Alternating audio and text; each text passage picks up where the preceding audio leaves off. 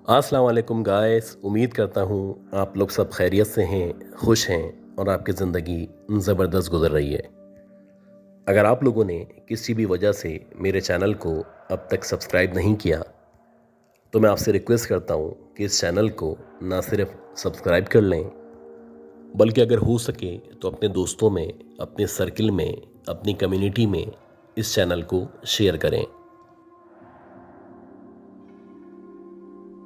हर मुल्क के अंदर कुछ इस तरह के एरियाज़ हुआ करते हैं जिनको पोश एरिया कहा जाता है।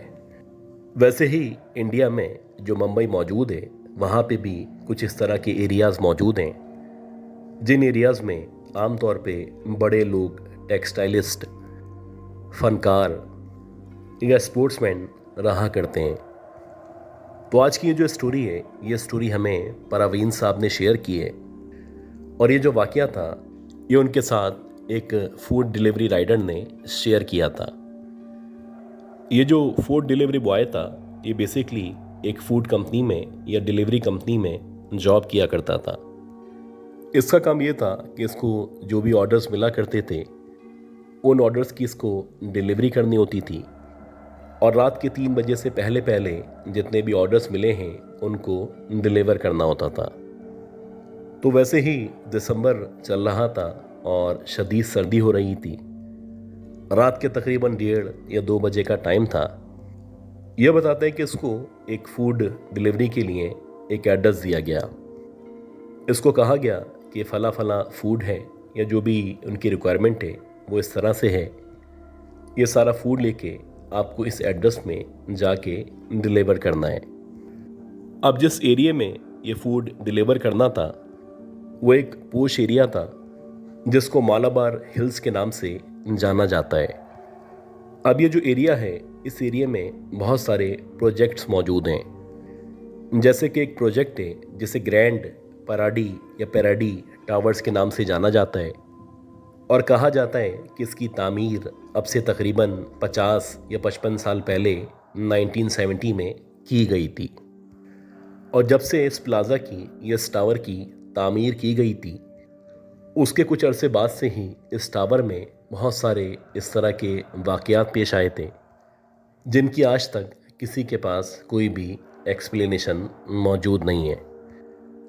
बहरहाल ये जो फूड डिलीवरी करनी थी ये उसी टावर के 8 फ्लोर के ऊपर करनी थी और जिस लड़की ने ये फूड ऑर्डर किया था उसका नाम किरण था। ये राइडर बताते हैं कि जो भी इसका फूड था वो सारा का सारा मैंने एक जगह किया और तकरीबन 2:20 या 2:25 तक मैं अपनी उस ऑफिस से इसकी डिलीवरी के लिए रवाना हुआ। अब हमारा जहाँ पे ऑफिस मौजूद था या जहाँ से हमें फूड लेके उसके घर में डिलीवर करना था उसका जो डिस्टेंस था वो तकरीबन आधे से पौन घंटे के बराबर था। ये बताता है कि आम तौर पे जहाँ पे पोश एरिया है या बड़े बड़े टावर्स मौजूद हैं या बहुत बड़े बड़े अपार्टमेंट्स मौजूद हैं वहाँ पे आम तौर पे बहुत बड़ा सिक्योरिटी का इंतज़ाम हुआ करता है और अगर आपको वहाँ पे किसी भी फ्लोर पे फूड की डिलीवरी करनी हो तो वहाँ पे सिक्योरिटी गार्ड मौजूद होता है जो पहले आपको चेक करता है और उसके बाद आपको अंदर जाने की इजाज़त देता है। वैसे ही जब मैं इस टावर की रिसेप्शन पे पहुँचा तो इत्तेफाक से ना ही रिसेप्शन पे कोई मौजूद था और ना ही उसके अतराफ़ में कोई गार्ड या इस तरह का बंदा नज़र आ रहा था। अब ऑलरेडी मुझे यहाँ पे पहुँचे हुए 5 या 10 मिनट गुजर चुके थे और 3 बजे से ऊपर का टाइम हो चुका था। अब जो नंबर मुझे दिया गया था मैं चाह रहा था कि उस पर कॉन्टेक्ट करूं ताकि जो भी मैडम हैं वो किसी भी बंदे को या तो मेरे पास भेज दें या फिर गार्ड को बोलें कि वो मेरे पास आए और मुझसे रब्ता करें। इत्तेफाक है कि मुसलसल उस नंबर पे कॉल करने के बावजूद ना ही ऐसा लग रहा था कि वो नंबर डायलेबल है, बल्कि ऐसा लग रहा था कि शायद ये नंबर मुस्तकिल तौर पे बंद कर दिया गया है। खैर उसके बाद मैंने खुद ही एक इनिशिएटिव लिया और मैं अंदर की तरफ जहाँ पे लिफ्ट मौजूद थी उस तरफ बढ़ता चला गया। मेरा ख्याल था कि जब मैं लिफ्ट के पास पहुँचूँगा तो हो सकता है इस दौरानी में कोई ना कोई मेरे सामने आ जाए। खैर, जब मैं लिफ्ट के पास पहुंचा उस वक्त तक भी कोई मुझे वहाँ पे नज़र नहीं आ रहा था। अब मैं लिफ्ट के अंदर गया क्योंकि ऑलरेडी मेरे पास एड्रेस मौजूद था। मैंने जो 8 फ्लोर है उसको प्रेस किया और उसको प्रेस करने के बाद मैं वेट करने लगा कि कब लिफ्ट मुझे 8 फ्लोर पे पहुंचा देती है।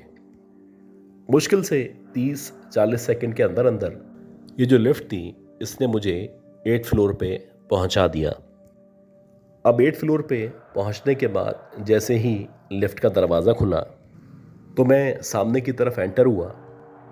लेकिन अजीब बात ये थी कि जो 8 फ्लोर था ऐसा लग रहा था कि मुकम्मल तौर पे अंधेरे में डूबा हुआ है। कोई एक लाइट भी मुझे जलती हुई नज़र नहीं आ रही थी। और अजीब बात ये थी कि जितने भी अपार्टमेंट्स मुझे अपने सामने नज़र आ रहे थे ऐसा लग रहा था कि जैसे सारे के सारे खाली हो चुके हैं। हर एक अपार्टमेंट के दरवाजे के बाहर ताला लगा हुआ था और मुझे समझ ही नहीं आ रहा था कि मैं आखिर किस फ्लोर पे आ चुका हूँ। मैंने दोबारा से जब लिफ्ट की तरफ देखा तो लिफ्ट वहीं पे वैसे ही खड़ी हुई थी और उस पर अभी भी 8 फ्लोर लिखा हुआ नज़र आ रहा था। यानी कि जिस फ्लोर पे मैं पहुंचा हुआ था वो वाकई में 8 फ्लोर था। अब मेरे पास एक ही ऑप्शन था कि मैं उस अपार्टमेंट या उस फ्लैट का नंबर चेक करूं और अपने तौर पे इसको तलाश करने की कोशिश करूं। मेरे पास जो मोबाइल मौजूद था मैंने वो बाहर निकाला, उसकी जो टॉर्च लाइट थी उसको ऑन किया, बारी बारी जो भी अपार्टमेंट्स थे उनके नंबर को चेक करना शुरू कर दिया। बिला आखिर जब मैं उस अपार्टमेंट तक पहुंचा जिस अपार्टमेंट में मुझे फूड डिलीवर करना था तो ये देख के मुझे बड़ी हैरानी हुई कि इस अपार्टमेंट या फ्लैट के बाहर भी ताला लगा हुआ था और ऐसा लग रहा था कि ताले के साथ साथ बहुत सारे जाले भी लगे हुए हैं। इस अपार्टमेंट और इस दरवाजे की हालत को देख के ऐसा लग रहा था जैसे ये जो अपार्टमेंट है ये गुज़िश्ता कई सालों से न सिर्फ खाली है बल्कि कोई भी इसके अंदर नहीं रहा करता। कुछ देर तक मैं वहीं पे खड़ा रहा और मैंने दोबारा से उस मोबाइल नंबर पे कॉल करने की कोशिश शुरू कर दी। मेरा ख्याल था कि शायद कॉल लग जाएगी। हो सकता है कि ये जो एड्रेस इन्होंने मुझे लिखवाया है इस एड्रेस या फ्लोर को लिखवाने में इनसे कोई गलती हो गई हो। बहरहाल मैंने जब दोबारा से उस नंबर पे कॉल मिलाना शुरू की तो उस वक्त तक भी वो जो नंबर था वो बंद जा रहा था। कुछ देर तक मैं वहाँ पे खड़ा रहा, फिर मैंने उस दरवाजे को नॉक करना शुरू कर दिया। अब जबकि मैं वहाँ पे खड़ा हुआ उस दरवाजे को नॉक कर रहा था तो मुझे ऐसा लगने लगा जैसे कि उस अपार्टमेंट के अंदर की तरफ से कोई हल्की फुल्की मूवमेंट की आवाज़ आना शुरू हुई है।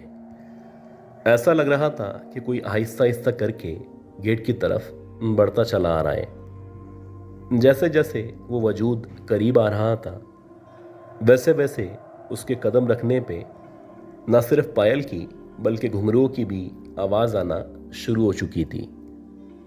अब लग रहा था कि जो भी अंदर से बाहर की तरफ आ रहा है उसने यकीनन या तो पायल पहन रखी है या फिर जो मेरे कान हैं वो बहुत ज़्यादा बजना शुरू हो चुके हैं।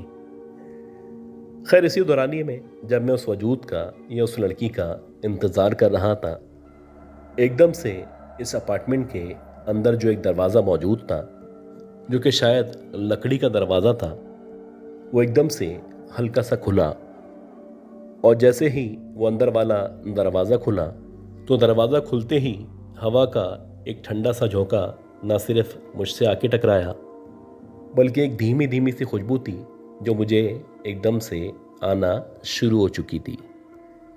इसी दौरानिए में अंदर से मुझे एक औरत की आवाज़ सुनाई दी और ये जो आवाज़ थी ऐसा लग रहा था ये बहुत पतली सी आवाज़ है या बहुत ही बारीक आवाज़ है।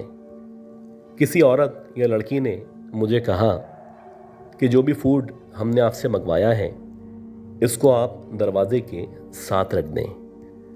अब जब उसने इस तरह से कहा तो मैंने उससे पूछा कि पहले आप पैसे दे दें, मैं इसको यहीं पे रख दूंगा। तो जब मैं वहाँ पे खड़ा हुआ था तो अंदर से एक नोट मेरे पास आके गिरा, और ये उतनी ही मालियत का, या आप कह सकते हैं उससे कुछ ज़्यादा मालियत का नोट था जितने का फूड मैंने यहाँ पे डिलीवर किया था। उसके बाद अंदर से आवाज़ आई, जो भी चेंज है वो आप रख लीजिएगा। अब जब मुझे इस नोट के साथ साथ टिप भी मिली तो मेरे अंदर खुशी की एक लहर दौड़ गई। बहरहाल मैंने वो नोट उठाया, खाने को उस दरवाजे के साथ रखा और वापस लिफ्ट की तरफ बढ़ता चला गया। अब जैसे जैसे मैं लिफ्ट की तरफ बढ़ रहा था वैसे वैसे ऐसा लग रहा था जैसे किसी औरत के हंसने की, या हंस के जैसे आप किसी का मजाक उड़ाया करते हैं, उस तरह की आवाज़ आना शुरू हुई है। और इसी दौरानी में जब मैंने पलट के पीछे की तरफ देखा तो वहाँ से वो जो फूड था वो देखते ही देखते गायब हो चुका था। हालांकि मुश्किल से मुझे यहाँ पे पहुँचे हुए या यहाँ से गुजरते हुए 10 या 12 सेकंड लगे होंगे, और अगर इस दौरानिये में कोई गेट खुलता या बाहर निकल के उस फूड को उठाता तो कम से कम मुझे महसूस होता या फिर आवाज़ आती। बहरहाल मैं जल्दी से लिफ्ट के अंदर गया और जाते ही मैंने ग्राउंड प्रेस किया। जब मैं ग्राउंड फ्लोर पे पहुंचा तो मेरे पहुंचने से पहले या लिफ्ट का दरवाज़ा खुलने से पहले ही वहाँ पे एक सिक्योरिटी गार्ड खड़ा हुआ था और वो मुझे अजीब सी निगाहों से देख रहा था। उसने मुझसे पूछा कि आप यहाँ पे कब आए थे और आपने आके एंट्री क्यों नहीं करवाई।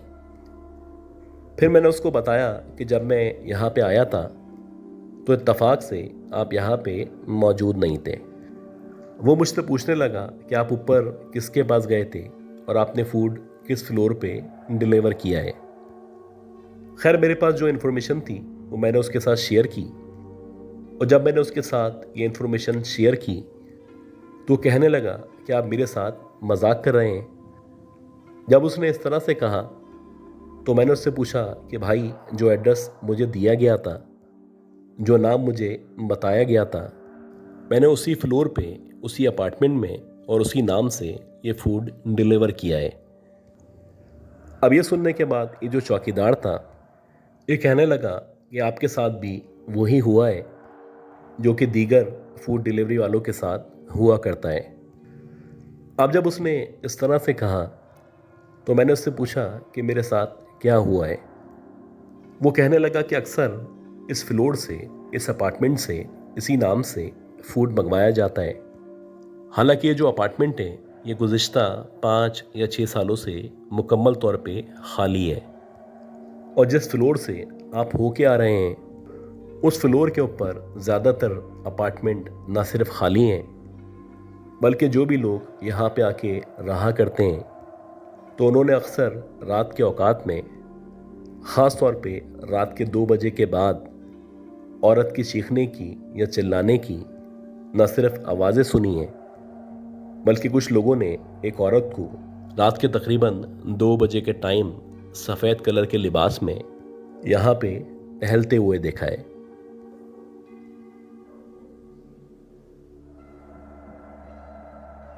अच्छा गाइस, उम्मीद करता हूँ ये जो पहली स्टोरी थी, ये कहानी, ये स्टोरी आपको ज़रूर पसंद आई होगी। अब हम चलते हैं आज की दूसरी बहुत ही खौफनाक कहानी की तरफ, और मैं उम्मीद करता हूँ कि आपने अब तक इस ऑडियो को, इस वीडियो को लाइक ज़रूर कर दिया होगा।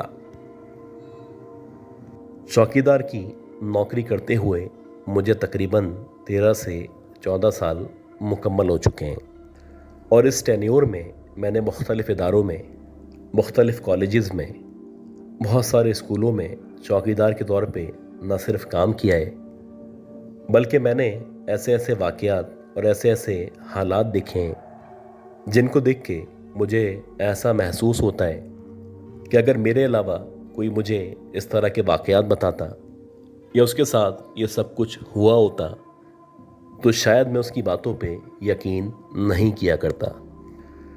मेरा नाम अब्दुल है, और ये जो वाक़या, जो सबसे अहम वाक़या है, मैं आपके साथ शेयर करना चाहता हूँ। यह वाक़या अब से तकरीबन 3-4 साल पहले मेरे साथ मुंबई में पेश आया था। इत्तफाक से मुझे कुछ दिनों के लिए एक कॉलेज है जिसे SNDT कॉलेज कहा जाता है, उस कॉलेज के अंदर सिक्योरिटी गार्ड के तौर पे तैनात किया गया था। जब मेरे दोस्तों को या मेरे कोलिग्स को पता चला कि मुझे कुछ दिनों के लिए इस कॉलेज में ड्यूटी देनी है, तो मेरे जितने भी जानने वाले थे वो सारे के सारे मुझे मशवरा दे रहे थे कि इस कॉलेज में रात के औकात में चौकीदार की नौकरी करना किसी भी तरह ख़तरे से खाली नहीं है। बहरहाल अब मेरी जॉब थी, जाहिर सी बात है मुझे ये रिक्वायरमेंट पूरी करनी थी और इसी वजह से मुझे तनख्वाह दी जाती थी। अब जब मैं SNDT कॉलेज में अपना सामान लेके 2-4 महीने के लिए पहुंचा, तो मुझे शुरू में ही बता दिया गया था इस कॉलेज के बिल्कुल आखिर में वहाँ पे एक रूम मौजूद है और ये रूम आप वहाँ पे रिहाइश के लिए इख्तियार कर सकते हैं। अब जब दिन का टाइम गुजर गया और जैसे ही मगरिब की अजान हुई या उसके बाद का टाइम शुरू हुआ, तो मुझे ऐसा लग रहा था कि एक अजीब सा भारीपन है, ये एक अजीब सा खौफ है जो मुझे मगरिब के बाद महसूस होना शुरू हो चुका है।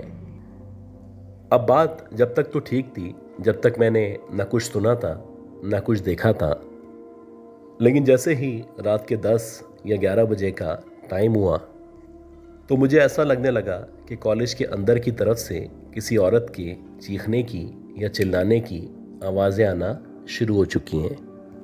अब शुरू में मैंने नज़रअंदाज करने की कोशिश की क्योंकि मुझे पता था इस पूरे कॉलेज में मेरे अलावा कोई भी मौजूद नहीं है। लेकिन जब प्रॉपरली मुझे उस औरत की आवाज़ें आना शुरू हो गईं, तो मैंने सोचा कि ज़रा अंदर जाके देखता हूँ, कहीं ऐसा तो नहीं कि कोई करीबी मोहल्ले वाला या कोई चोरनी अंदर दाखिल हो चुकी है। बहरहाल आहिस्ता आहिस्ता करके जैसे जैसे मैं कॉलेज के अंदर की तरफ बढ़ रहा था, तो मुझे अब बाकायदा तौर पे ऐसा लगने लगा कि किसी औरत की बारीक सी आवाज़ में किसी ने टेबल को पढ़ना शुरू किया है और जो भी औरत थी वो मुसलसल टेबल को न सिर्फ दोहरा रही थी, बल्कि ऐसा लग रहा था कभी वो बहुत करीब मौजूद है, कभी ऐसा लगता कि जैसे वो बहुत दूर से टेबल को दोहरा रही है। कुछ देर तक मुझे मुसलसल किसी औरत के टेबल पढ़ने की आवाज़ आती रही और उसके कुछ देर के बाद ऐसा लगा जैसे बच्चों के खेलने की या उनकी चीखने की आवाज़ें आना शुरू हो चुकी हैं। जब तक ये सिर्फ आवाज़ें आ रही थीं, तब तक भी मेरे जो आसान थे वो मुकम्मल तौर पे बहाल थे। लेकिन उसके बाद कुछ इस तरह का वाक़या पेश आया कि जिसकी वजह से ना सिर्फ मुझे उसी वक्त कॉलेज को छोड़ना पड़ा, बल्कि उसके बाद से मैंने तौबा कर ली थी कि इस SNDT कॉलेज में कभी भी ड्यूटी अंजाम नहीं दूंगा।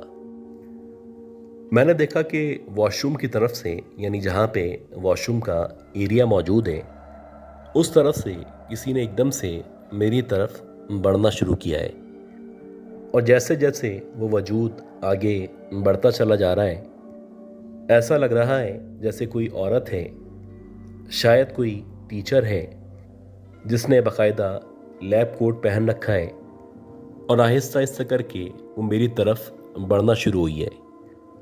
जैसे जैसे वो मज़ीद करीब आती चली जा रही है, वैसे वैसे ऐसा लग रहा है जैसे उसके जो बाल हैं वो बहुत ही लंबे और घने बाल हैं, लेकिन उसकी जो आंखें हैं इस अंधेरे में भी ऐसा लग रहा है जैसे वो ऊपर चढ़ी हुई हैं। जैसे जैसे वो औरत जब मेरे बिल्कुल करीब आई, तो ऐसा लग रहा था जैसे उसका जो चेहरा है वो आधा जला हुआ चेहरा है और उसकी आंखों की जो आई बॉल्स हैं वो मुकम्मल तौर पे सफ़ेद हैं। मैं एक अजीब सी पजल पोजीशन में ना सिर्फ उसके सामने खड़ा हुआ था, बल्कि ऐसा लग रहा था मेरे पूरे जिस्म पे एकदम से कपकपी तारी हो चुकी है। मैं पूरी कोशिश कर रहा था कि किसी भी तरह मेरे जहन में या मेरी ज़बान पे बिस्मिल्लाह या आयतल कुर्सी या कोई भी कुरानी सूरत एकदम से आ जाए, लेकिन मेरे लाख चाहने के बावजूद भी ना ही मेरी ज़बान मेरा साथ दे रही थी और ना ही मेरे मुंह से कोई सूरत या बिस्मिल्लाह निकल पा रही थी। ये जो औरत थी, जो कि बज़ाहिर एक चुड़ैल लग रही थी, मुझसे मुश्किल से 4 या 5 फीट के फासले पे आके खड़ी हो चुकी थी और उसके कुछ देर बाद उसने अपनी ज़बान से अजीब से तरीके से टेबल पढ़ना शुरू किया। जैसे ही उसने टेबल पढ़ना शुरू किया तो मैंने दोबारा से बिस्मिल्लाह पढ़ने की कोशिश की और अब की बार जब मैंने बिस्मिल्लाह पढ़ने की या कुरानी आयत पढ़ने की कोशिश शुरू की तो मेरी ज़बान से एकदम से ये सब चीज़ें निकलना शुरू हो गईं। और जैसे ही मैंने बिस्मिल्लाह और उसके बाद आयतुल कुर्सी पढ़ना शुरू की तो देखते ही देखते ये जो भी चुड़ैल थी ये ना सिर्फ पीछे पलटी बल्कि अजीब से तरीके से भागती हुई देखते ही देखते वॉशरूम की तरफ जाके गायब हो गई। अल्लाह का शुक्र है कि मेरी उस वक्त ना सिर्फ जान बची बल्कि मैं खैर खैरियत से SNDT कॉलेज से बाहर आके बैठ गया। जब सुबह हुई तो सुबह होने के बाद मैंने जो भी मेरी मैनेजमेंट थी उनको ना सिर्फ इन्फॉर्म किया बल्कि उनसे माजरत की कि इस कॉलेज में मैं मज़ीद ड्यूटी नहीं दे सकूंगा। गाइस, आज की ये जो स्टोरी है ये हमें वज़ीर साहब ने भेजी है और ये बताते हैं कि इनका जो ताल्लुक़ है वो उत्तर प्रदेश इंडिया से है।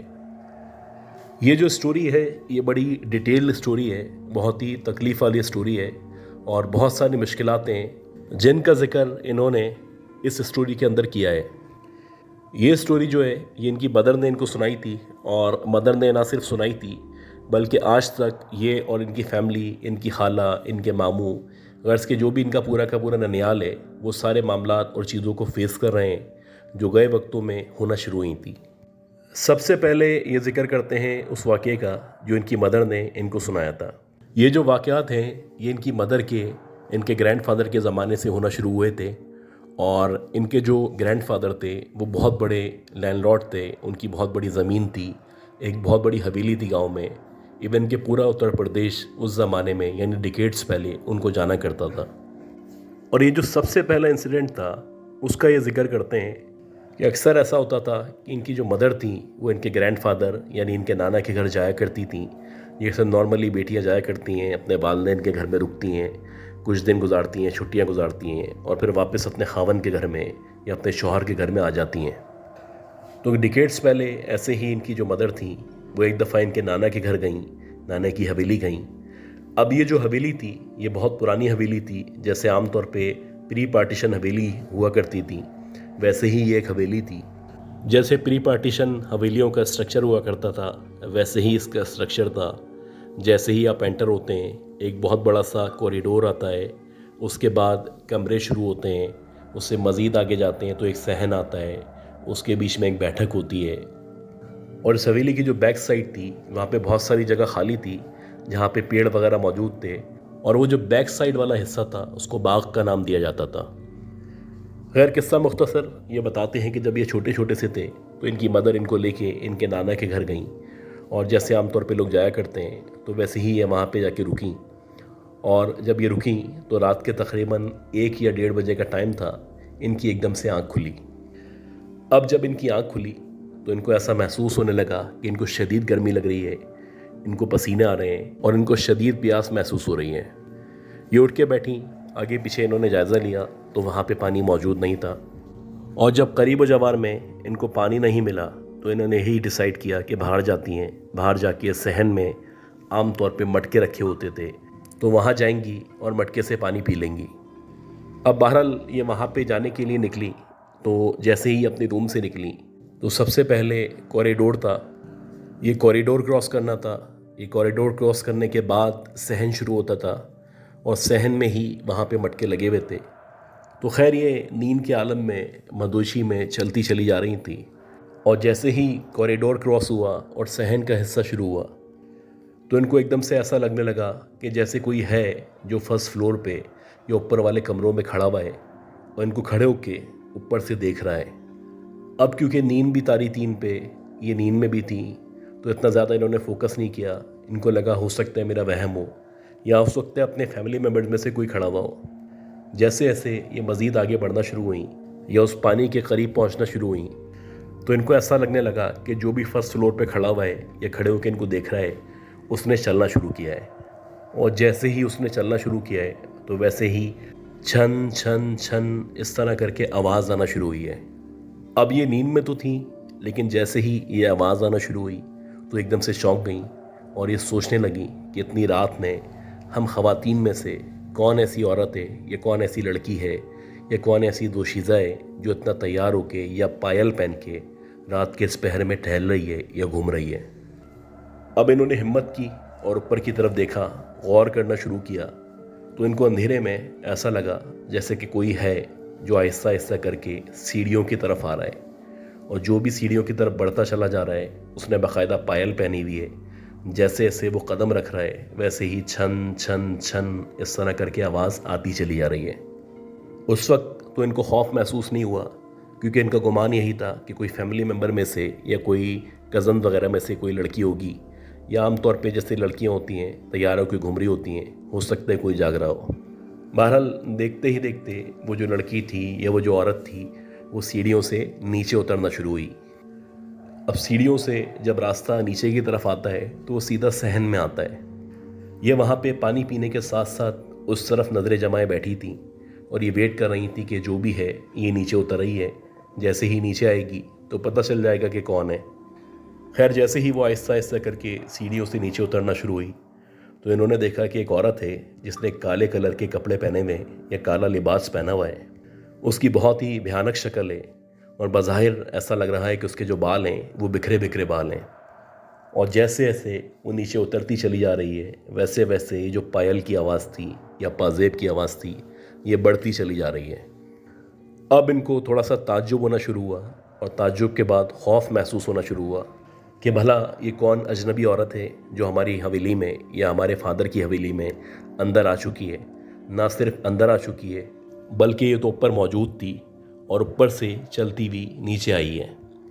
खैर आहिस्ता आहिस्ता करके वो जो औरत थी या वो जो भी मखलूक थी वो इनके बहुत करीब आ गई। उसकी आंखों में एक अजीब कशिश मौजूद थी। ये बताती हैं कि जब मैं उसको देख रही थी तो उसकी आंखें बाकायदा चमक रही थी। ऐसा लग रहा था कि इस अंधेरे में ये उसकी आंखें नहीं चमक रही बल्कि दो दिए हैं जो चमक रहे हैं। खैर बिल्कुल करीब आने के बाद वो जो औरत थी जिसने काले कलर का लिबास पहना हुआ था, जिसने पाँव में पायल पहनी हुई थी, वो रुकी और मुझे देख के मुस्कुराने लगी। उसकी जो मुस्कुराहट थी वो बहुत हैबतनाक थी, बहुत खौफनाक थी। और उसकी मुस्कुराहट को देख के मुझे शदीद खौफ महसूस हो रहा था और अब मुझे लग रहा था कि ये जो इंसान वाला फैक्टर है ये ख़त्म हो चुका है। यकीनन ये जो औरत मेरे सामने खड़ी हुई है ये कोई और मखलूक है या कम से कम इंसान तो नहीं है। अभी मैं खौफ का शिकार होना ही शुरू हुई थी कि एकदम से वो जो औरत थी या वो जो चुड़ैल थी या वो जो पिछल पैरी थी उसने आहिस्ता आहिस्ता करके वो जो उसके कपड़े थे या लहंगा था उसको ऊपर करना शुरू किया। और जैसे ही उसने इसको पाँव से ऊपर किया तो मेरी नज़र उसके पाँव पे पड़ी। और जब मैंने उसके पाँव देखे तो मैंने देखा कि उसके पाँव उल्टे हैं। नॉर्मली किसी इंसान के उल्टे पाँव नहीं हो सकते। और जितने किस्से कहानियाँ मेरी वालदा ने या हमने सुने थे उनमें हमने यही जाना था कि अगर हमें कभी कोई ऐसी औरत या ऐसी मखलूक नज़र आए जिसके पाँव उल्टे हों तो हमें फ़ौरन पहचान लेना है कि ये कोई चुड़ैल है या कोई पिछल पैरी है। जैसे ही मुकम्मल तौर पे मेरी वालदा की नज़र उसके पैरों पे पड़ी तो इन पे जो खौफ तारी था वो उरूज पे चला गया और इन्होंने ज़ोर से चीख मारी। और जैसे ही इन्होंने चीख मारी तो उसके बाद ये बताती हैं कि इनको कुछ याद नहीं है। जब इनको होश आया तो इन्होंने देखा कि इनके करीब जवार में सारे के सारे घर वाले खड़े हुए हैं, जिनमें मैं भी शामिल हूँ, मेरे मामू शामिल हैं, मेरे नाना शामिल हैं।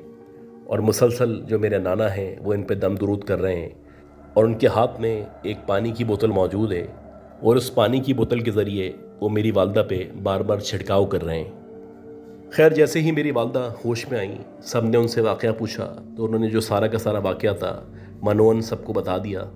ये वाक़या सुनने के बाद जितने भी फैमिली मेम्बर्स थे ऐसा लग रहा था सब नॉर्मल हैं, जैसे कि सबको पहले से पता हो कि इस घर में, इस हवेली में इन सब के अलावा या इन सब के साथ साथ चुड़ैल या पिछल पैरी भी रहा करती है।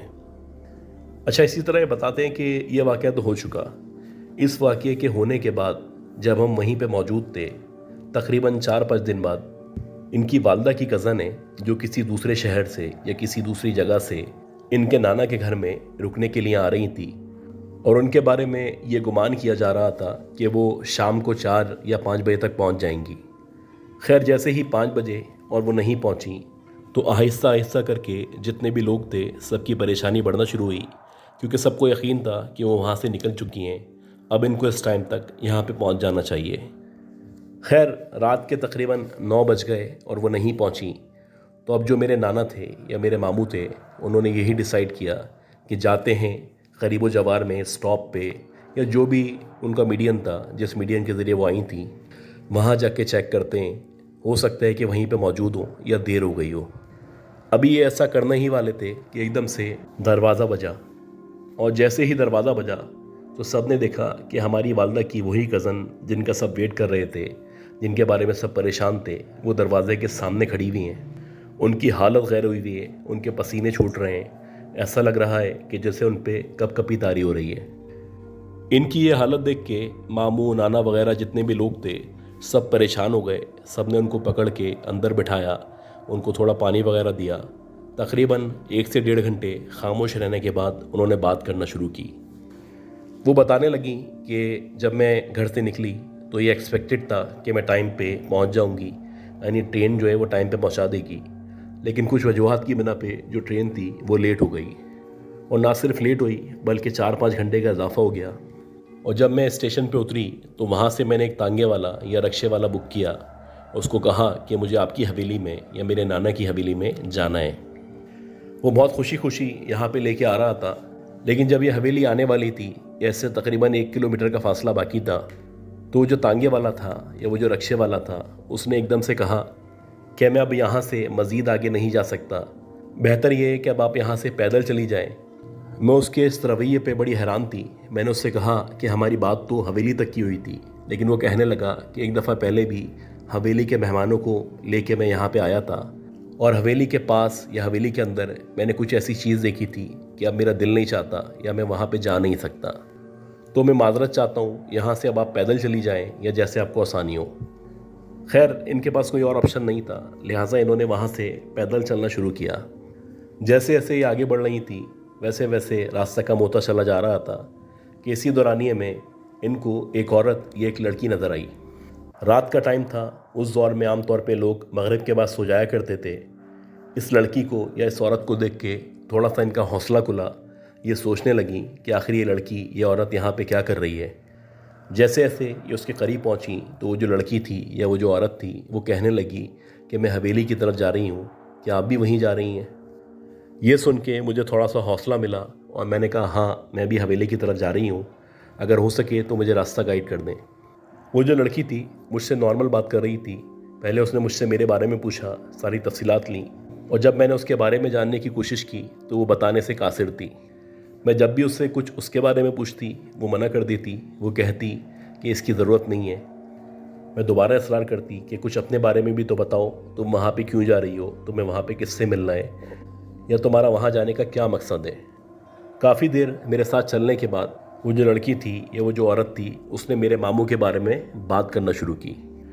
वो कहने लगी कि जब आप हवेली पहुँचें तो उस आदमी को या उस लड़के को बता दीजिएगा मैं तुम लोगों को कहीं का नहीं छोड़ूंगी और तुम जितना मुझसे बच के भाग सकते हो भागो, और जो कुछ तुम कर सकते हो कर लो, लेकिन तुम नहीं बचोगे। जब उसने ऐसे कहा तो ये सुन के ये जो हमारी गेस्ट थी या हमारी अम्मी की कज़न थी वो परेशान हो गई। वो पूछने लगी कि भला आप इस तरह क्यों कह रही हैं, या उन लोगों ने आपके साथ ऐसा क्या किया है। इसके जवाब में वो जो औरत थी या वो जो लड़की थी उसने कुछ नहीं कहा, कुछ नहीं बताया, और देखते ही देखते मेरी मदर की कज़न के सामने हवा में गायब हो गई। और जैसे ही वो हवा में गायब हुई या तहलील हुई तो ये देख के इनके औसान ख़त्म हो गए और ये जैसे तैसे हाँपती काँपती भागती हुई हवेली पहुँची। अब ये 2 वाक़यात थे जो मेरी मदर के और हम सब के सामने हो चुके थे, और जो ये दूसरा वाक़या हुआ था ये सुनने के बाद जो मेरी मदर थी वो मेरे मामू से मेरे नाना से इसरार करने लगी कि आखिर ऐसी कौन सी बात है, ऐसे कौन से राज हैं जो आप हमें बताना नहीं चाहते, या ऐसा क्या कुछ हो रहा है या ऐसा क्या हुआ है जिसकी वजह से वो लड़की या वो औरत आप लोगों के पीछे लग चुकी है। इन सवालात के जवाब में इनके जो मामू थे या इनके जो नाना थे, उन लोगों ने कोई जवाब नहीं दिया और मेरी मदर को कहा कि जितने दिन के लिए तुम रहने आई हो यहाँ पे रुको और उसके बाद यहाँ से चली जाना। तुम्हारे हर सवाल का जवाब देना हमारे बस में नहीं है। इसी तरह एक तीसरे वाक़ये का ये जिक्र करते हैं। ये बताते हैं कि उन्हीं दिनों में जब हम अपने नाना के घर में या उनकी हवेली में मौजूद थे तो दोपहर के तकरीबन 2 या 3 बजे का टाइम था। मेरे नाना मामू वगैरह सब गए हुए थे। इत्तफाक से मैं कमरे में अकेला सो रहा था और मुझे सुलाने के बाद जो मेरी मदर थी वो भी किचन में काम करने के लिए चली गई थी। खैर, एकदम सोते सोते मुझे ऐसा महसूस होना शुरू हुआ जैसे कि जिस कमरे में मैं सो रहा हूँ वहाँ पे कोई बात कर रहा है या बहुत ज़ोर ज़ोर से बात कर रहा है या कोई लड़ाई है जो उस कमरे के अंदर हो रही है। पहले तो मैं कोशिश करता रहा कि मैं सोता रहूँ क्योंकि मेरी इतनी एज भी नहीं थी, लेकिन जब मुझे मुसलसल आवाज़ आने लगी तो मैंने एकदम से आँख खोली और जब मैंने आँख खोली तो मैंने देखा कि 3-4 औरतें हैं जो मेरे बेड के या जिस जगह पे मैं सो रहा था मेरे बिस्तर के करीब व जवार में खड़ी हुई हैं और चारों की चारों मुझे देख रही हैं। मुझे देख के कुछ अजीब सी ज़बान में बात कर रही हैं और ये जिस ज़बान में बात कर रही हैं ये ज़बान ना मैंने पहले कभी सुनी थी न इसके बारे में मैं जानता था। अब जब मैंने अपने सराउंडेड 3-4 अजनबी औरतों को देखा तो जो पिछले वाक़यात थे वो मेरे जहन में मौजूद थे। हालांकि मेरी इतनी उम्र नहीं थी, लेकिन बहरहाल जैसे ही मैंने इन औरतों को देखा तो मैं चीखता हुआ कमरे से बाहर निकला, बाहर भागा, कॉरिडोर क्रॉस करता हुआ जैसे ही मैं सहन में पहुंचा तो इत्तफाक है कि मेरी मदर वहीं पे मौजूद थी। खैर, मैं भागते ही उनसे लिपट गया और लिपट के रोने लगा। उनको रोते रोते सारा का सारा वाक़या बताया। अब ये जो वाक़यात थे ये इस कदर बढ़ते चले जा रहे थे कि हमारा वहाँ पे मज़ीद रुकना मुश्किल हो चुका था और हमारे नाना मामू या दीगर फैमिली मेम्बर्स जो थे वो हमें सारी की सारी बातें या मुकम्मल इन्फॉर्मेशन नहीं देना चाहते थे। ये बताते हैं इसी दौरानिए में जो मेरे फादर थे उनको जब ये सारे मामलात पता चले या वाक़यात पता चले या जो कुछ वो देख रहे थे तो करीबी जो एक मस्जिद थी वहाँ के इमाम साहब को लेके मेरे फादर मेरे नाना की हवेली में आ गए। अब वो जो इमाम साहब थे या वो जो आलिम दीन थे उन्होंने जैसे ही हवेली के अंदर कदम रखा तो उनको ऐसा महसूस होने लगा जैसे कि उनकी जो तबीयत है वो मुसलसल ख़राब होती चली जा रही है, हालत गैर होती चली जा रही है, उनके पसीने छूटना शुरू हो गए। खैर, उन्होंने अपने आसाब पे काबू रखा, कुछ आयत वगैरह पढ़ना शुरू की और देखते ही देखते वो नॉर्मल हो गए। इस हवेली को देखने के बाद और मुकम्मल जायज़ा लेने के बाद वो जो इमाम साहब थे या आलिम दीन थे उन्होंने 3-4 दिन बाद मेरे फादर से रब्ता किया और रब्ता करने के बाद उन्होंने ये बताया कि बेसिकली इनके जो मामू हैं यानी जिन्होंने ये स्टोरी लिखी है या भेजी है, इनके मामू के ऊपर एक औरत है जो कि जिन्नी है या कोई और मखलूक है, वो आशिक हो चुकी है। वो इनके मामू को बहुत पसंद करती है। वो चाहती है कि इनके मामू उसके साथ शादी करें या उसके साथ इनके ताल्लुकात हों, लेकिन इनके जो मामू हैं इन्होंने स्ट्रेट अवे उसको मना कर दिया है। और जब से इनके मामू ने उस औरत को या उस मखलूक को मना किया है वो मुसलसल इनके पीछे लगी हुई है। वो इन सब घर वालों को नज़र आती है या इनको परेशान करने की कोशिश करती है। बल्कि इस घर के अंदर जो भी लोग आते हैं जाते हैं, चाहे वो मेहमान हो या अजनबी हो, ये औरत अपनी प्रेजेंस उन सबको शो करती है। उन सबको एक ही मैसेज देती है कि जाके इनके मामू को बता दो कि वो इनको नहीं छोड़ेगी, इन सबको बर्बाद कर देगी। खैर, ये जो इमाम साहब थे, ये जो आलिम दीन थे, इनसे जब ये बात की गई कि इसका कोई ना कोई इलाज तो होगा, कोई ना कोई रेमेडी तो होगी, तो उन्होंने कहा कि मैं बिल्कुल कोशिश करता हूँ कि जो कुछ मेरे से हो सकता है वो मैं करूँगा और अगर मुझसे टैकल नहीं हो सका तो मैं आपको कहीं और रेफ़र कर दूँगा। ये बताते हैं कि उसके बाद से वो जो इमाम साहब थे या वो जो आलिम दीन थे उन्होंने इलाज करना शुरू किया। बज़ाहिर शुरू में ऐसा लगना शुरू हुआ कि मेरे जो ग्रैंडफादर की हवेली है वो नॉर्मल हो चुकी है, वहाँ पे जो भी मामलात हैं या जो ये मखलूक है वो यहाँ से जा चुकी है, सब कुछ नॉर्मल लगने लगा, सारी चीज़ें ठीक होना शुरू हो गई। उस औरत की जो प्रेजेंस थी वो भी आहिस्ता आहिस्ता करके कम हो गई और बिलाखिर मेरे वही मामू जिनके पीछे ये लगी हुई थी या जिनसे ये शादी करना चाहती थी, उनकी शादी के लिए रिश्ते देखना शुरू किए गए, ख़ानदान में भी, मोहल्ले में भी, आगे पीछे भी। बिलाखिर काफ़ी कोशिशों के बाद बराबर वाले गांव में एक लड़की को पसंद किया गया और उसके बारे में यही डिसाइड किया गया कि इस लड़की को मेरे मामू की दुल्हन बनाया जाएगा या इनकी मुमानी बनाया जाएगा। ये बताते हैं कि सारी तैयारियां मुकम्मल तौर पे चल रही थी, सब उरूज पे था और सब खुश थे कि नॉर्मल हो गए हालात और अब इनकी शादी हो जाएगी। कि शादी जिस दिन रखी गई थी या निकाह जिस दिन रखा गया था उससे तकरीबन 3-4 दिन पहले वो जो लड़की थी जिससे इनके मामू की शादी होनी थी, एकदम से उसकी तबीयत ख़राब हुई। न सिर्फ तबीयत ख़राब हुई बल्कि देखते ही देखते वो जो लड़की थी उसका इंतकाल हो गया। अब जब उसका इंतकाल हुआ तो अल्टीमेटली सब लोग एकदम से अलर्ट हो गए। सब इसी बारे में सोचने लगे कि दोबारा से वही औरत या वही चुड़ैल मामू के पीछे लग चुकी है, क्योंकि उसने कहा था कि ना मैं इसकी शादी होने दूंगी, ना इन लोगों को आबाद होने दूंगी। खैर, वो जो इमाम साहब पहले आए थे या वो जो आलमी दीन पहले आए थे, उनके साथ साथ जो उनके उस्ताद थे उनसे भी रब्ता किया गया। उनके उस्ताद ने जब ये सारा मामला चेक किया या हवेली का विज़िट किया तो उन्होंने भी ये कहा कि जो भी इसके ऊपर असरात हैं या जो भी वो जिन्नी है या जो भी वो चुड़ैल है वो बहुत ताकतवर है, उसको इतनी आसानी से यहाँ से हटाना मुमकिन नहीं है।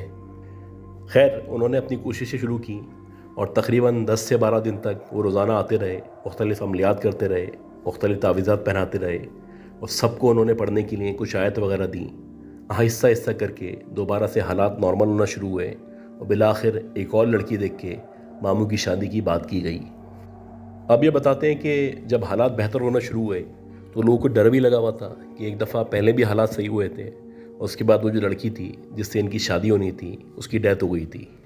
खैर, इस दफ़ा ऐसा नहीं हुआ। इस दफ़ा ऐसा हुआ कि वो जो औरत थी या वो जो लड़की थी जिससे इन मामू की शादी तय की गई थी, यानी जो इनकी होने वाली मुमानी थी, उनसे बिलाखिर इनके मामू की शादी हो गई। अब जब इनकी मुमानी घर आई, यानी कि इनके मामू की शादी हो गई, तो सब नॉर्मल था, रुखसती हो चुकी थी, सब मेहमान घर में आ चुके थे, दुल्हन घर में आ चुकी थी कि शादी की पहली रात थी। वो जो दुल्हन थी या वो जो इनकी मुमानी थी वो मुँह हाथ धोने की गर्ज से या किसी भी वजह से वॉशरूम गई। और जब वो वॉशरूम गई तो वॉशरूम में नॉर्मली शीशे वगैरह पहले भी हुआ करते थे, वैसे ही एक शीशा लगा हुआ था। तो जब उन्होंने अपनी शक्ल शीशे में देखी तो जैसे ही इनकी नज़र शीशे पे पड़ी तो इन्होंने देखा कि बजाय इसके कि इनका अक्स उस शीशे में नज़र आए, एक बहुत ही भयानक, बहुत ही खौफनाक औरत है जिसका अक्स या जिसकी शक्ल उस शीशे में नज़र आ रही है और वो इनको देख के मुस्कुरा रही है। और ना सिर्फ मुस्कुरा रही है बल्कि उंगलियों से इशारा करके इस औरत को या इस दुल्हन को कह रही है कि यहाँ से चली जाओ। अब इस भयानक अक्स को देख के या इस भयानक औरत को देख के वो भी एकदम से डर गईं और जल्दी से भागती हुई अपने रूम के अंदर आईं। जब ये अपने रूम के अंदर आईं तो इनके मामू वहाँ पे मौजूद थे। इन्होंने सारा का सारा वाक़या इनके मामू को बताया। इनके मामू ने फ़ौरन से वो जो आलिम दीन थे जो कि अब इनका इलाज कर रहे थे उनसे रब्ता किया। तो वो जो आलिम दीन थे वो कहने लगे कि परेशान नहीं हो, वो कुछ नहीं कर सकती, उसको मैं तकरीबन कैद कर चुका हूँ और मेरी पूरी कोशिश है कि वो बाहर ना आ सके। खैर, जो आयत वगैरह मैंने तुम्हें बताई हैं वो ख़ुद भी पढ़ो और अपनी बीवी को भी कहो कि वो पढ़ती रहे। खैर, जैसे तैसे वो रात तो गुजर गई और इसी तरह 2-3 दिन मज़ीद गुजर गए। एक दिन इत्तफाक से ऐसा हुआ कि जो मामू थे यानी जिनकी शादी हुई थी, वो, नाना और दीगर जितने भी मर्द थे वो किसी काम से या किसी दावत में दूसरे गांव गए हुए थे। अब इस हवेली में सारी की सारी ख़वातीन मौजूद थीं और ज़्यादातर ख़वातीन अपने काम में बिज़ी थीं। रात के तकरीबन 8 साढ़े 8 बजे का टाइम था कि इनकी जो मुमानी है वो अपने कमरे में मौजूद थीं। खैर, वो जब अपने कमरे में मौजूद थीं तो एकदम से उनको महसूस होना शुरू हुआ कि जैसे कॉरिडोर में से एकदम से छन छन छन इस तरह करके आवाज़ आना शुरू हुई है। और जैसे ही ये आवाज़ आना शुरू हुई तो इन्होंने गौर करना शुरू किया। अब इनको बाकायदा महसूस हो रहा था कि कॉरिडोर से चलता हुआ कोई इनके कमरे के करीब आ रहा है। ना सिर्फ कमरे के करीब आ रहा है बल्कि उसने नॉक करना शुरू कर दिया है। पहले पहर तो वो यही समझी कि हो सकता है घर की जो लड़कियां हैं, ख़वातीन हैं, उनमें से किसी ने पायल पहनी हो जो नॉर्मली लोग पहना करते थे पहले भी। खैर, जब नॉक होना शुरू हुआ तो इन्होंने डोर खोला और जैसे ही इन्होंने डोर खोला तो इन्होंने देखा कि वही भयानक औरत, वही भयानक चेहरा जो इन्हें शीशे में नज़र आया था, इनके सामने खड़ी भी है। वैसे ही उसने एक ब्लैक कलर का ड्रेस पहना हुआ है, उसकी बहुत ही चमकदार आंखें हैं और उसके चेहरे पे वैसे ही हैबतनाक हंसी या मुस्कुराहट मौजूद है। अब जैसे ही इन्होंने इस औरत को या इस चुड़ैल को देखा तो वैसे ही ये चाहती थी कि आहिस्ता आहिस्ता करके पीछे हो जाएं, लेकिन ऐसा लग रहा था कि जो इनकी बॉडी है ना वो मूव कर पा रही है, ना ये कुछ बोल पा रही हैं। ऐसा लग रहा था ये मुकम्मल तौर पे पैरालाइज हो चुकी हैं। खैर, वो जो औरत थी या वो जो चुड़ैल थी इनके सामने खड़ी हुई थी, उसने बोलना शुरू किया कि तुम याद रखना कि मैं तुम्हें, तुम्हारे शौहर को, उसके पूरे घर वालों को बर्बाद कर दूंगी, इनको कहीं का नहीं छोड़ूंगी और आहिस्ता आहिस्ता करके ये सब मरते चले जाएंगे। अगर तुम्हें लग रहा है कि तुमने इससे शादी करके सब कुछ हासिल कर लिया है तो ऐसा कुछ भी नहीं है। एक दिन इसको मैं लेके चली जाऊंगी। ये कहने के बाद वो जो औरत थी या वो जो चुड़ैल थी, देखते ही देखते हवा में तहलील हो गई और ऐसा लगने लगा जैसे वो यहाँ पे आई ही नहीं थी। उसके बाद से जो इनकी मुमानी थी वो मुकम्मल तौर पे नॉर्मल हो चुकी थी।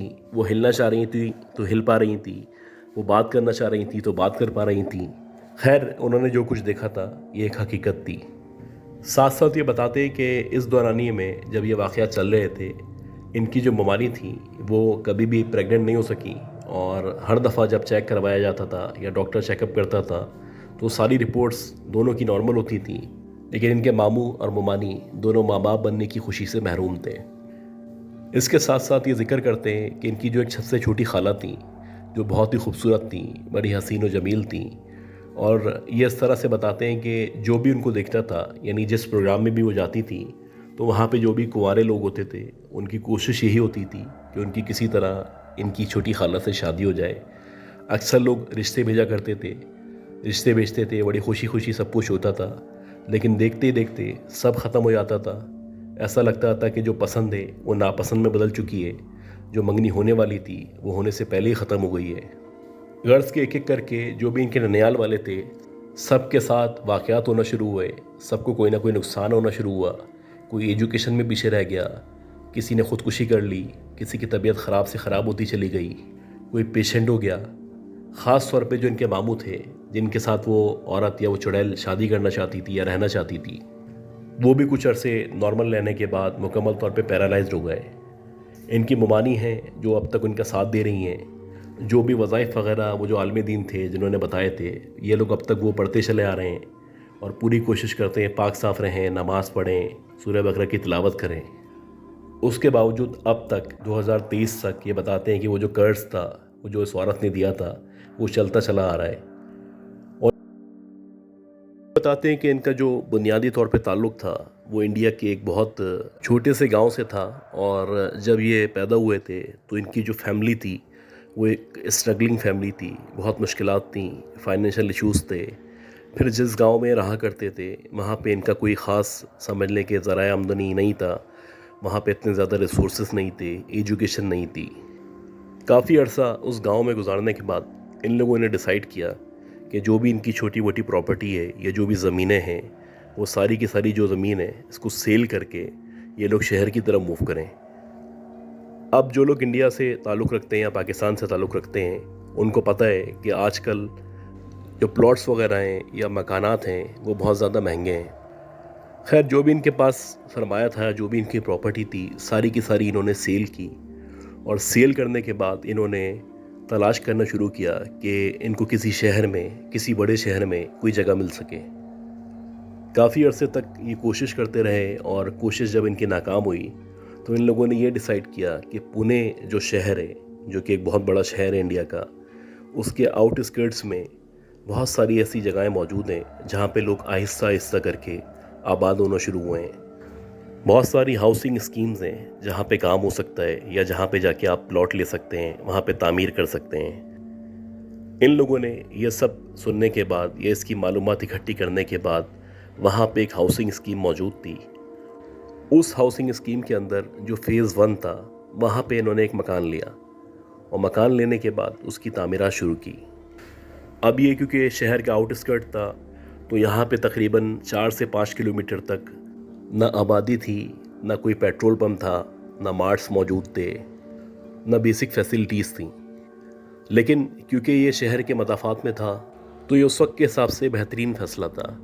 खैर, इन्होंने उस मकान की तामीरात शुरू की और ये बताते हैं कि जब तामीरात चल रही थी तो ज़ाहिर सी बात है हम किसी और जगह किराए पे रह रहे थे। आहिस्ता आहिस्ता करके तामीरात हो रही थी और जब तामीरात हो रही थी उस वक्त ही हमें महसूस होता था कि जिस सोसाइटी में या जिस फेज़ में या जिस इलाके में हम जा रहे हैं या मूव कर रहे हैं या जहाँ पे घर बनवा रहे हैं, वहाँ पे बहुत नेगेटिव वाइब्स आती हैं। बहुत सुनसान इलाका है, बहुत वीराना है। वहाँ पे आमतौर पे इक्का दुक्का लोग मौजूद हैं जो रहा करते हैं।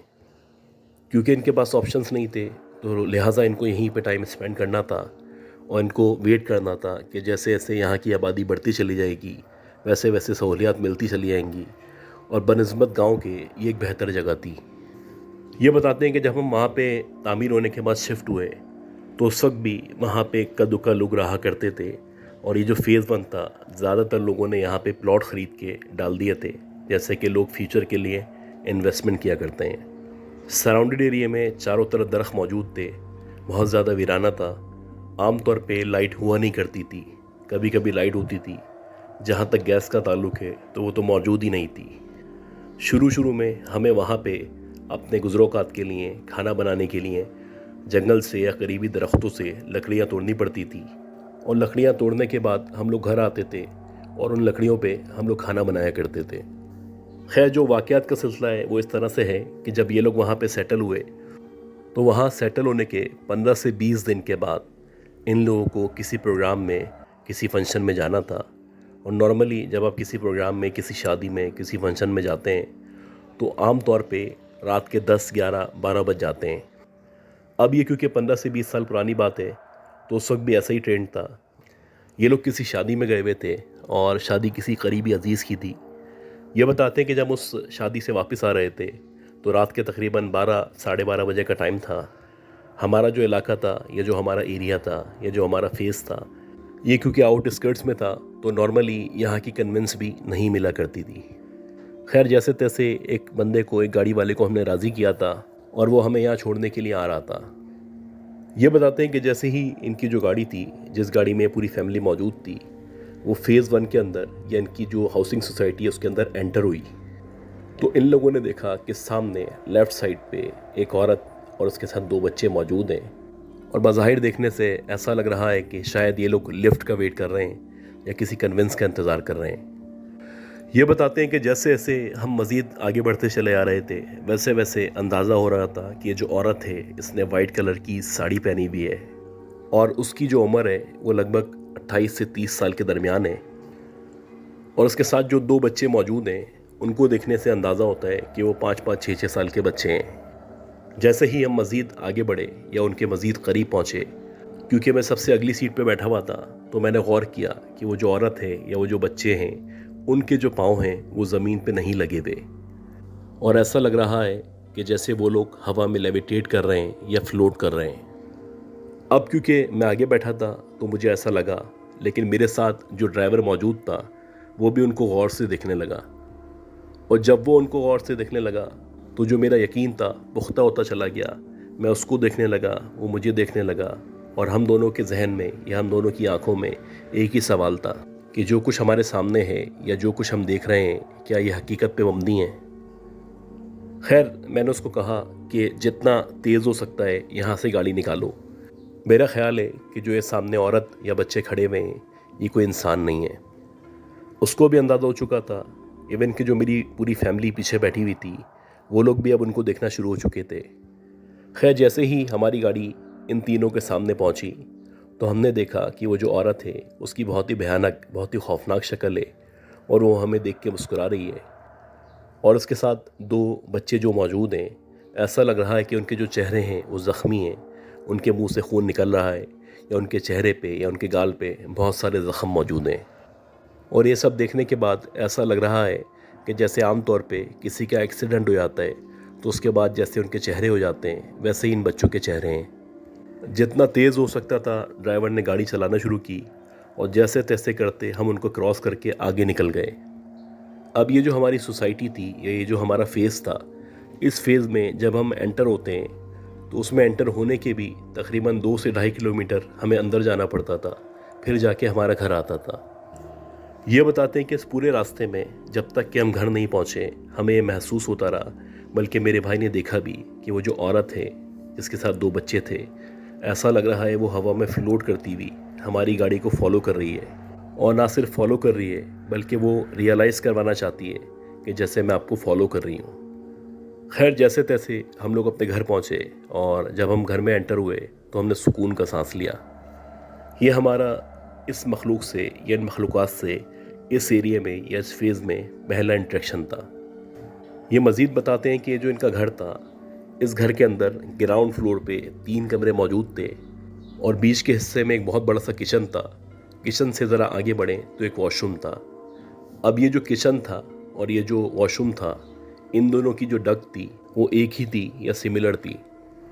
ये बताते हैं कि घर की जो तामीर थी अपने बजट के मुताबिक या जो हमारे पास पैसे थे उसके मुताबिक हमने बहुत अच्छी की थी, लेकिन घर से निकलती जो 3-4 किलोमीटर का एरिया था ये मुकम्मल तौर पे टूटा फूटा था। रोड अभी तामीर नहीं हुए थे, बहुत कच्चे पक्के रास्ते थे, बहुत मुश्किल था कि आप यहाँ पे गाड़ी आसानी से या स्मूथली चला सकें। इसी तरह जो इनका दूसरा इंट्रैक्शन था ये उस वाक़े का जिक्र करते हैं कि इनको घर में शिफ्ट हुए हुए तकरीबन 1 महीना हो चुका था या उससे कुछ ऊपर हो चुका था। अब इनकी जो बहन थी वो जवान हो रही थी, तो इनके जो घर वाले हैं उन्होंने एक अच्छा सा रिश्ता देख के उसकी बातचीत पक्की कर दी थी। और इसी सिलसिले में इनकी जो बहन थी उसका जो होने वाला ससुराल था वहाँ पे इनके घर वाले गए हुए थे। ये बताते हैं कि घर में ये मौजूद थे, इनकी वही बहन मौजूद थी जिसकी बातचीत के सिलसिले में घर वाले गए हुए थे, और इन दोनों के अलावा घर में कोई मौजूद नहीं था। रात के तकरीबन 9 साढ़े 9 बजे का टाइम था और घर के बाहर से, क्योंकि सराउंडेड जंगल था, मुख्तलिफ जंगली जानवरों की रोने की, चीखने की, करहाने की आवाज़ें आ रही थीं। बाहर एक अजीब सा, पुरअसरार सा, खौफनाक सा माहौल था और घर के अंदर ये दोनों मौजूद थे। जैसे जैसे ये आवाज़ें बढ़ती चली जा रही थी वैसे वैसे जो इनकी बहन थी, क्योंकि वो छोटी थी, उसके ऊपर खौफ तारी होता चला जा रहा था। ये लोग कोशिश करते थे कि घर वाले, ख़ास तौर पे ख़वातीन, कम से कम डरें, क्योंकि ये नहीं चाहते थे कि ये जो घर है जो इन्होंने बड़ी मेहनत से बनाया है, बड़े पैसे, बड़ा सरमाया लगा के बनाया है, इधर से कहीं मूव होना पड़े या कहीं और जाना पड़े। खैर, किस्सा मुख्तसर, रात के 9 साढ़े 9 10 बजे का टाइम था और इनकी जो बहन थी वो इनके लिए किचन में चाय बना रही थी और ये दूसरे कमरे में बैठे हुए अखबार पढ़ रहे थे। ये बताते हैं कि मेरा जो फोकस था वो अखबार की तरफ था। मैं कोई न्यूज़ वगैरह पढ़ रहा था कि एकदम से मुझे छन छन छन इस तरह करके आवाज़ आना शुरू हुई। अब ये जो आवाज़ थी ऐसा लग रहा था कि घर के अंदर से ही आ रही है। पहले तो मैं यही समझा कि जो मेरी बहन है उसने शायद पायल या घुंघरू वगैरह पहने और वो पहनने के बाद टहल रही है या घूम रही है, लिहाजा मैंने ज़्यादा गौर नहीं किया। लेकिन आहिस्ता आहिस्ता करके मुझे महसूस होना शुरू हुआ कि जो मेरी बहन है वो तो किचन में मौजूद है, वो मेरे लिए चाय बना रही है, लेकिन ये जो आवाज़ आ रही है बज़ाहिर ऐसा लगता है कि किचन की बैक साइड से या वॉशरूम की तरफ से आ रही है। ये बताते हैं कि जब मैंने गौर करना शुरू किया तो वाकई में ये आवाज़ एक डिफरेंट जगह से आ रही थी। मेरी बहन एक डिफरेंट जगह पे मौजूद थी। अब आहिस्ता आहिस्ता करके मैंने उस तरफ जाना शुरू किया, ये उस तरफ चलना शुरू किया जहाँ से ये आवाज़ आ रही थी। जैसे जैसे मैं आगे बढ़ रहा था वैसे वैसे ऐसा लग रहा था एकदम से आवाज़ आना बंद हो चुकी है। खैर, जब मैं वॉशरूम के करीब पहुंचा तो मुकम्मल तौर पे आवाज़ आना बंद हो चुकी थी और मैं यही सोचने लगा कि हो सकता है मेरी बहन ने ही पायल या घुंघरू पहने हो, क्योंकि अब वो खड़ी हुई काम कर रही थी और अगर वो चलती तो मुझे कंफर्म हो जाता। कि इसी दौरानिए में एकदम से ऐसा लगा कि स्टेयर्स के ऊपर से या स्टेयर्स की तरफ से दोबारा से छन छन छन इस तरह करके आवाज़ आना शुरू हुई है। अब क्योंकि मैं अपनी बहन के करीब खड़ा हुआ था, उसको भी आवाज़ आना शुरू हुई थी। वो मुझे देख रही थी, मैं उसको देख रहा था और हम दोनों ने उसके बाद सीढ़ियों की तरफ या स्टेयर्स की तरफ देखना शुरू किया, क्योंकि हम दोनों को यकीन हो चला था कि ये जो आवाज़ें आ रही हैं ये सीढ़ियों की तरफ से आ रही हैं। जो भी है या जो भी मखलूक है या जो कुछ भी है वो अब स्टेयर्स से उतरता हुआ नीचे की तरफ आ रहा है और हर गुजरते हुए सेकंड के साथ ये जो आवाज़ है मुसलसल बढ़ती चली जा रही है। यानी कि ये इस चीज़ की कंफर्मेशन है कि जो भी है वो बहुत करीब आता चला जा रहा है, वो बिल्कुल नीचे की तरफ आ रहा है और शायद वो हमारी तरफ आ रहा है। ये बताते हैं कि हम काफ़ी देर तक सीढ़ियों की तरफ देखते रहे। हमें बाकायदा महसूस हो रहा था कि जैसे कोई है जो सीढ़ियों से नीचे उतर रहा है। उसके साथ साथ ये जो छन छन छन इस तरह करके आवाज़ आ रही है ये बढ़ती चली जा रही है, लेकिन ये जो भी मखलूक है ये हमें दिखाई नहीं दे रही, बस इसका एहसास हो रहा है या इसकी आवाज़ आ रही है। ये बताते हैं कि हम कुछ सेकंड्स तक मुसलसल सीढ़ियों की तरफ देखते रहे कि इसी दौरानिए में हमारा जो दरवाज़ा था वो नॉक हुआ। अब जैसे ही ये दरवाज़ा नॉक हुआ तो हमारे खौफ में इजाफा हो चला, लेकिन मैंने हिम्मत करके जाके दरवाज़ा खोला तो जो मेरी फैमिली थी, जो मेरी बहन की शादी के सिलसिले में या मंगनी के सिलसिले में उसके ससुराल गई हुई थी, वो लोग वापस आ चुके थे। ये बताते हैं कि इसी तरह 2-3 दिन मज़ीद गुजर गए। 2-3 दिन बाद रात के तकरीबन 2 बजे का टाइम था। मैं जाग रहा था, मेरे सारे घर वाले सो चुके थे। शायद मेरा ख्याल था कि मेरी वालदा भी जाग रही हैं कि दोबारा से वही छन छन छन इस तरह करके आवाज़ आना शुरू हुई। अब ये जो आवाज़ थी ये रोज़ाना की बुनियाद पे आने लगी थी, और ना सिर्फ ये आवाज़ रोज़ाना आती थी बल्कि ये आवाज़ आने से पहले कुछ अजीब सा माहौल हो जाता था। नेगेटिव वाइब्स आना शुरू हो जाती थी। ऐसा लगने लगता था जैसे कोई है जो हमारे इर्द गिर्द मौजूद है, जो अपनी प्रेजेंस शो नहीं करना चाहता लेकिन बताना चाहता है कि मैं हूँ। ख़ास तौर पे ये जिक्र करते हैं कि जंगली जानवरों की जो आवाज़ें थीं वो रात के तकरीबन 9 साढ़े 9 बजे के बाद बहुत ज़्यादा बढ़ जाया करती थीं। अब ये जो सबसे अहम इंट्रैक्शन है जिसका ये जिक्र करते हैं, जब इनका उस एंटिटी से या उस पिछल पैरी से या उस चुड़ैल से सामना हुआ, ये बताते हैं कि सर्दियाँ शुरू हो चुकी थी। ऑलरेडी हम आउटस्कर्ट्स में रह रहे थे और वहाँ पे बहुत ज़्यादा सर्दी हुआ करती थी। तो जो मेरे फादर थे वो कोशिश करते थे कि 7 या 8 बजे तक खाना खा लें और उसके बाद सो जाएं। अब वो जल्दी खाना खा के जल्दी सो जाते थे, लेकिन रात को 2 या 3 बजे वो उठ के बैठ जाते थे, जो भी अपने काम थे वो करते थे। उसके बाद अर्ली मॉर्निंग वॉक पे चले जाते थे। तो ऐसे ही एक रात थी, रात के तकरीबन 2 या 3 बजे का टाइम था। शदीद सर्दी हो रही थी। इनके फादर उठे हुए थे कि एकदम से उनको छन छन छन इस तरह करके आवाज़ आना शुरू हुई। अब ये बताते हैं जो मेरे फादर थे वो नॉर्मली इतनी जल्दी इन सब बातों पे यकीन नहीं किया करते थे, बल्कि जो कुछ काफ़ी अरसे से चलता चला जा रहा था उस पर यकीन नहीं किया करते थे। ये कहते थे ये सब तुम्हारा वहम है, मेरे साथ कभी कोई ऐसा सिलसिला नहीं हुआ, मेरे साथ कभी कोई ऐसा वाक़या पेश नहीं आया। गर्ज़ के जो कुछ हम उन्हें बताते थे या जो भी रियलिटी होती थी उसको ये टोटली इग्नोर किया करते थे।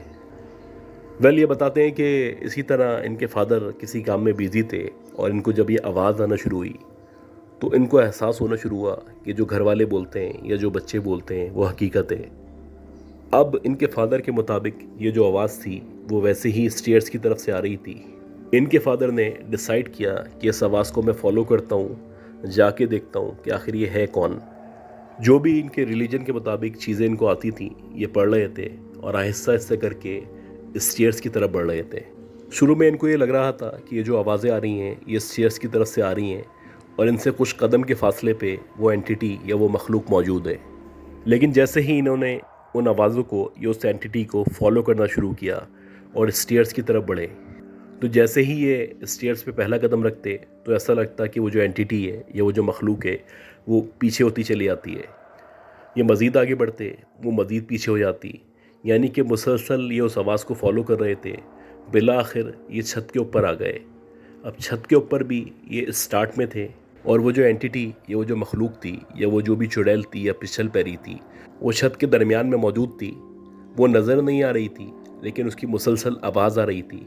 पता चल रहा था कि किसी ने पायल पहनी हुई है। अब ये बताते हैं कि जैसे ही इनके फादर मज़ीद आगे बढ़े तो छत के कोने की तरफ से आवाज़ आई, और जैसे ही उस कोने की तरफ से आवाज़ आई तो इनके फादर ने उस तरफ देखा, और जब इनके फादर ने उस तरफ देखा तो उन्होंने देखा कि एक औरत है जिसने लाल कलर के कपड़े पहने हुए हैं। उसकी जो आंखें हैं बहुत ही चमकदार आंखें हैं, ऐसा लग रहा है कि उसकी आंखें स्पार्क कर रही हैं, और उसके जो बाल हैं वो बिखरे बिखरे बाल हैं। गर्ज़ की जो औरत है बहुत अजीब हुलिये में इनके फादर के सामने मौजूद है और वो छत के कोने पे खड़ी हुई है। अब इस औरत को देख के इनके जो फादर थे वो डर चुके थे, क्योंकि ये जो औरत थी इस औरत को कभी भी इससे पहले इनके फादर ने नहीं देखा था। अभी ये उस औरत को या उस पिछल पैरी को या उस चुड़ैल को देख ही रहे थे कि देखते ही देखते वो जो औरत थी उसने दोबारा चलना शुरू किया, और जब उसने चलना शुरू किया तो इनके फादर की जो नज़र थी वो उसके पैरों पे पड़ी, और जब इनकी नज़र उसके पैरों पे पड़ी तो इनको यकीन हो चला कि ये जो पैर हैं ये उल्टे हैं या रिवर्स फीट हैं। यकीनन ये जो इनके सामने मौजूद है वो एक चुड़ैल है, ये पिछल पैरी है।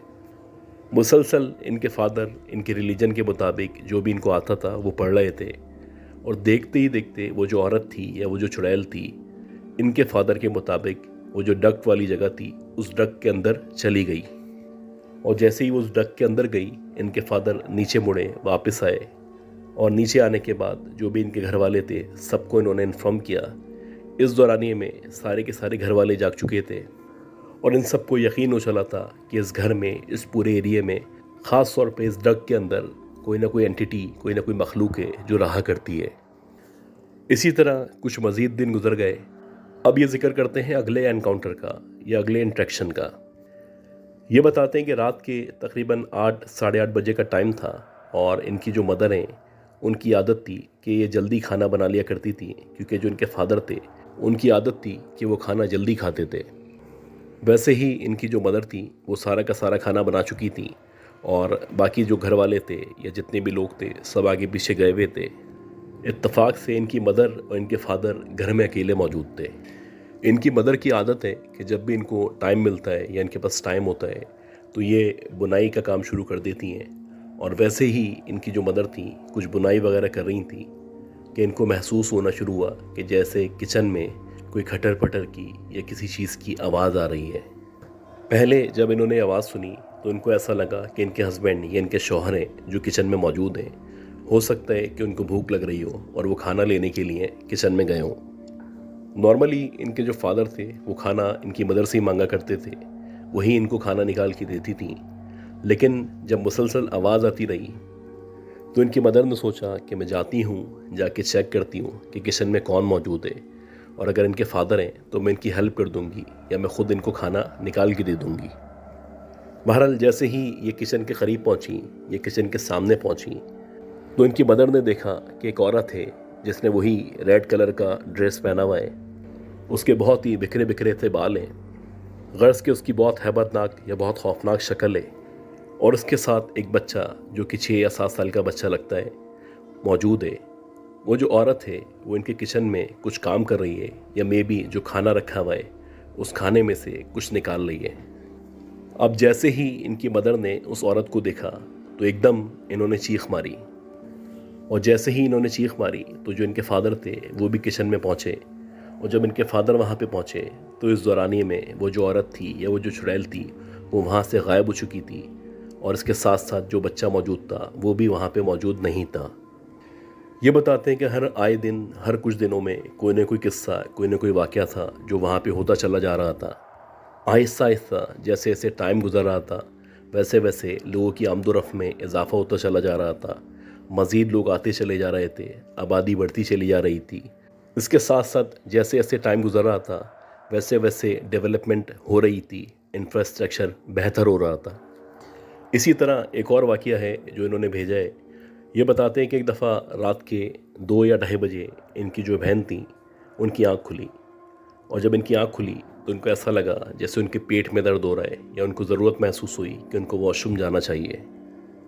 अब इनकी जो बहन थी वो नींद में थी और नींद के आलम में आँखें मलती हुई वॉशरूम की तरफ जा रही थी। जैसे ही ये वॉशरूम के गेट के बाहर पहुँची तो उसको ऐसा लगने लगा जैसे ऑलरेडी वॉशरूम में कोई मौजूद है, और जो भी मौजूद है उसने नल खोला हुआ है। लेकिन वॉशरूम का जो गेट था वो थोड़ा सा खुला हुआ था। नॉर्मली इनके जो घर वाले हैं या इनकी जो फैमिली है उसकी प्रैक्टिस है कि जब भी वो वॉशरूम जाते हैं तो अंदर से लॉक कर लेते हैं, जो कि एक तरीक़ेकार भी है। अब कुछ देर तक तो इनकी बहन वेट करती रही कि हो सकता है कोई मौजूद हो और अंधेरे की वजह से या रात की वजह से गेट बंद नहीं किया हो। बहरहाल कुछ देर वेट करने के बाद जब इनकी बहन से बर्दाश्त नहीं हो सका तो उसने आहिस्ता आहिस्ता करके आवाज़ देना शुरू की। बारी बारी घर में जितने भी अफराद मौजूद थे उसने सबके नाम लिए और पूछा कि इनमें से कोई वहाँ मौजूद है, लेकिन वहाँ से कोई जवाब नहीं आया। और जब वॉशरूम के अंदर से कोई जवाब नहीं आया तो इनकी बहन ने एकदम से गेट खोल दिया। इनकी बहन के मुताबिक जैसे ही उसने गेट खोला तो उसकी नज़र सामने पड़ी।